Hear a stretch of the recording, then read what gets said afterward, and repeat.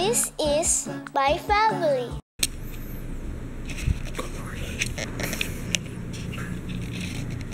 Sa 6 a.m.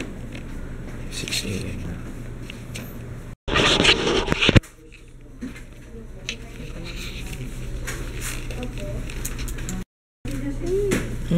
Mabakam pa. Huwag mo na lang tingnan.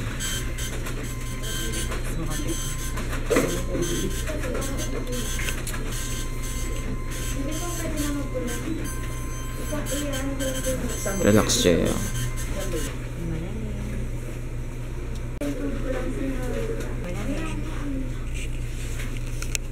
Bus na. Tawa-tawa ka dyan. Is 4 hours daw yan.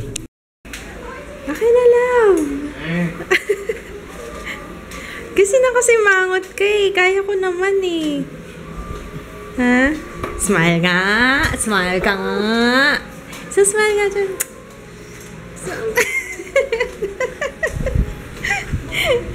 Bakit? Anong meron sa mansanas? Yung Bisaria. Dito na? Masahin mo. Saan galing dapat yung mansanas? Sayang naman. Mahal pa naman yan. Kumain na rin ako ng mansanas. Okay lang. Baka naman ang effects ng days after. Ha? Masahin ko. Teka, naglo-load pa eh. Sorry. May sinend siyang message daw tungkol dun sa Apple. Talaga? Lahat ng klaseng Apple? Lahat. Ibig sabihin, pumunta ka nagpa-check up kaya hindi mo alam na andito yung ribbon. Baliktad yung damit niya. Ang hirap talaga kapag ang kasama niya si papa niya. Si Kids kasi kasama niya nagpa-check up sa pedya. Kasi hindi ako makabangon kanina. Sobrang antok na antok ako. Alam niyo naman. Kaya yung buti nga pumayag si papa na siya na lang. Nga. Binigyan ka ni papa mo ng Mucosolvan? Mucosolvan. Mucosolvan? Wala siyang binigay ng gamot. Nako, sinabi ko ibigay. Ako na lang. Ayun, kinukwento ko, ayun silang dalawa. Kaya sabi nung pedya pala, ang sabi pala ng pedya kay Jaya, sa kanila, pagaling na daw. Basta tuloy-tuloy lang yung gamot. Ay, salamat. Diyos ko po. Alam niyo ba kagabi, nahirapan pa nga ako dyan kasi hindi ako nakatulog ng maayos. Nagsusuka. Tapos kanina, yung WBC niya, mas mababa na compared kahapon. Kaya, sabi ng pedya niya, hinihingal naman ako. Sabi ng pedya niya, okay na daw. Feeling ko sa boobs ko yun eh. Kaya ako hinihingal eh. Dumoble na yung size ng no? May milk na kasi. May milk na. Wala pang milk yan, anak. Pag na-squeeze mo, lalabas yung milk. Wala. Pagising ko kanina, pagbangon ko, alam niyo yung parang sakit-sakit niya, parang unti-unting bumibigat yung yung boobs yun. Hindi feeling ko ano. Na-miss ko to. Finally, makakapag-film na ako ng top products ko ng 2014. Ang tagal na nito, long overdue na, pero finally, magagawa ko na siya ngayon. Tapos siguro mag-update na rin ako sa aking pregnancy kasi alam ko marami nag-aabang tungkol doon, kung paano ko nalaman na buntis ako. Of course, syempre sa pregnancy test, pero ano yung feeling before ako mag-pregnancy test, ano yung nag-udyok sa akin para mag-PT, yung cravings ko, ano pa mga isi-share ko? Weight gain, ano pa ba? Tsaka yung mga symptoms, yun. Kaya abangan nyo yan. Alright, magsisimula na ako. 1 down. Hirap pa yung hindi na siguro ako sanay. Pagtagal ko nagsalita, siguro more than 30 minutes yun. Love, tumawag si Ate Joyce. Tinatanong niya kung makakapunta daw ba ako kasi bawal lang buntis yata sa burol. Hindi ako naniniwala dun eh. Pero, hindi naman ako, mapamahiin ba tayo? Tanong sa kanila kung wala sa Parang, ewan ko, ano sa inyo? Kasi, di ba, it doesn't make sense. Sino bawal? Sino nagsabi bawal? Hindi, tinawagan lang ako ni ate kasi daw, yung isang friend niya na buntis hindi daw makakapunta kasi nga daw buntis. Narinig ko na yun na bawal nga daw buntis sa burol. Pero, sinerch ko nga ang nakalagay doon. Kaya daw bawal kasi kukunin daw nung soul nung namatay yung baby mo. Parang, hello. Ano ba yun? Hindi kasi ako mapamahinging tao. Kaya ano sa tingin mo? Wala naman yun. Tanong mo sa kanila kung... Ano mo kaya kay nanay mo? Kasi si mommy, iba na rin ang isip mo eh. Baka hindi na naniniwala sa ganun. Wala. Kailan? Ano kailan? Kailan? Start na yung burol. Hello? Ngungo ka pa, baby. Kamusta yung lakad mo? Si Papa na lang yung pumunta ng City Hall eh. Hindi na ako sumama. Sinabang gagawin. Parang lamok ba yun? Uy, lamok nga. Ayun o, lumidikit-dikit sa'yo. So yung exposed skin. Exposed. Supple and soft. Soft and supple, sensitive skin.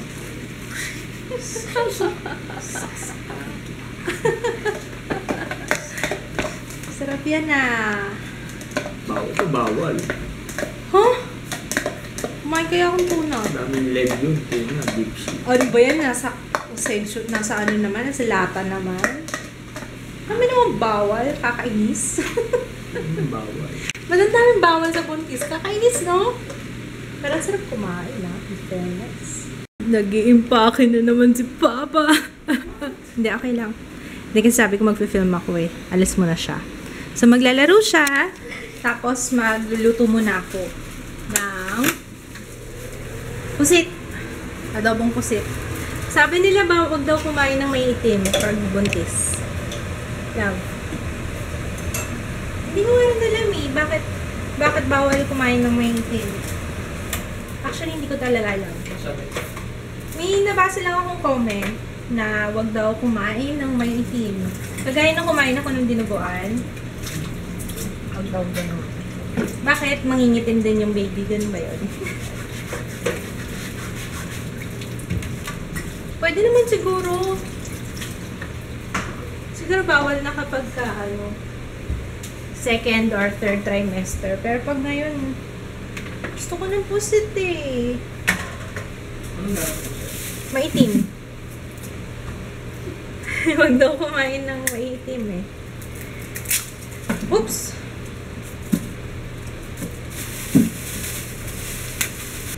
Tsaka yung sa kamatis, talaga ba kailangan tanggalin yung buto? Kasi hindi ko maalala kung sino nagsabi nun. Si Mariela yata. Sabi niya, napansin daw niya sa kamatis, hindi ko tinatanggal yung buto. Nasanay kasi ako eh, dati pa, kami, pag nagluluto, hindi naman talaga namin tinatanggal yung buto ng kamatis. Nakaka-appendicitis daw. Pero, kasi maliban naman sa kamatis, hindi lang naman kamatis ang cause ng appendicitis eh. Marami rin mga pagkain na nasa stock doon. Oh no, naluluha ako. No. Mabubura yung makeup ko.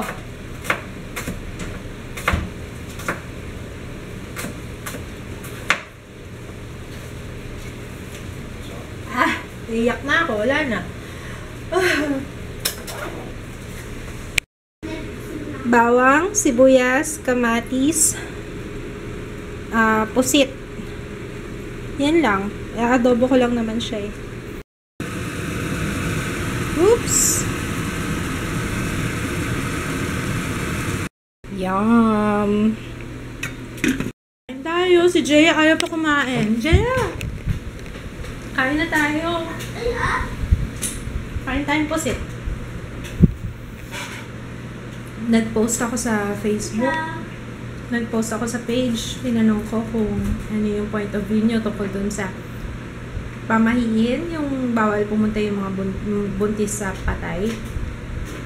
Lalo ako naguluhan. Kasi parang Yung iba, pero majority nagsasabi bawal daw. Siyempre kasi alam niyo naman mga Pilipino, maraming pamahiin eh. Pero hindi naman kasi ako naniniwala sa pamahiin. Sa totoo lang, hindi ako basta-basta naniniwala talaga. Pero hindi ko nga rin alam. Kasi alam niyo, gusto ko talaga pumunta doon. Alam niyo kung bakit. Kasi yung biyena ni ate na yun, napakabait nun. Every time na pumupunta ako dun sa kanila, wala akong maalala na time na hindi siya nakangiti. As in, yung ngiti niya talagang todo ngiti talaga. Kasi hindi siya masyadong nagsasalita. Pero, ang ganda ng aura niya lagi. Kaya pa nga ako, every time na pumupunta ako, ay hello po, magandang araw po, lagi manggugulo na naman kami. Tapos lagi siya nakasmile. Kaya alam niyo yung pang pay respect ba? Kaya gusto kong pumunta doon. Hindi ko alam. Lalo ko naguluhan. Yan ang suotin mo, black. Ito susuotin ko. Pupunta ako sa Burol. Pero, hindi ako naniniwala sa pamahiin eh. Pero, wala namang masama kung maniwala. Kaya, I'm wearing a red ribbon sa aking tummy. Christmas pa yan. Merry Christmas. Red ribbon. Para safe. Ano ba? Basta yun. Wala namang masama, diba? Mas gusto ko yung pumunta. Kasi hindi ako pumunta kasi mabait kasi yun. Okay lang kahit dalawin niya ako.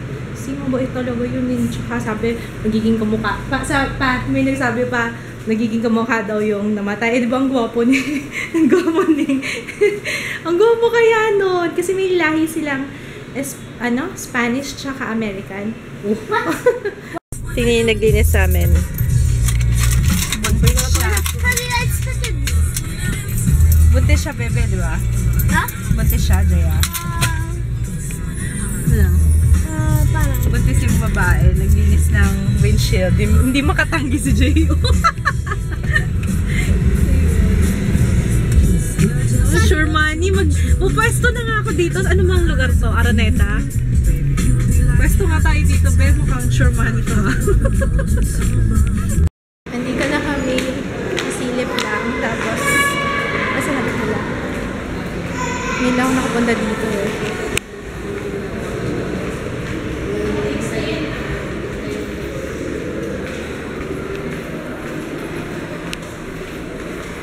Diyan ba?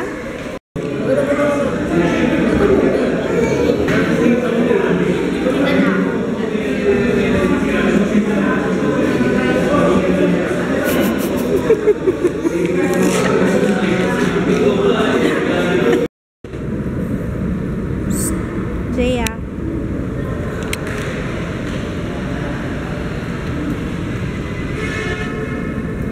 Ay, may koi pala doon. May mga fish.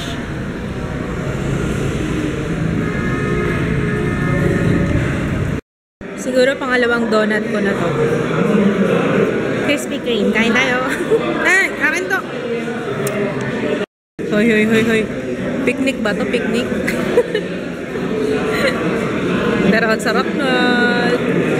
Sarap na. Terno pa si Lolo.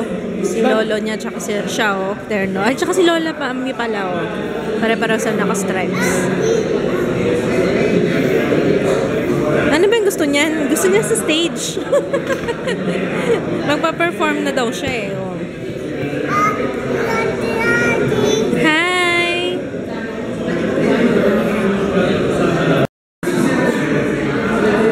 Hi ng hi. Hi!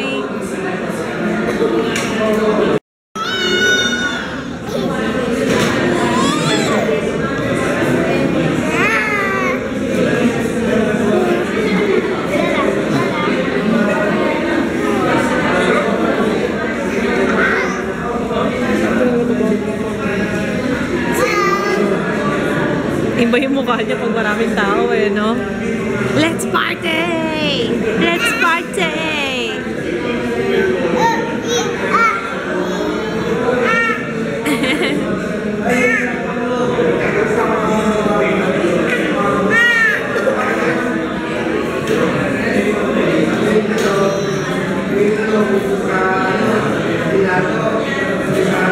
Kiss mo Ate Jaya. Kiss Ate Jaya.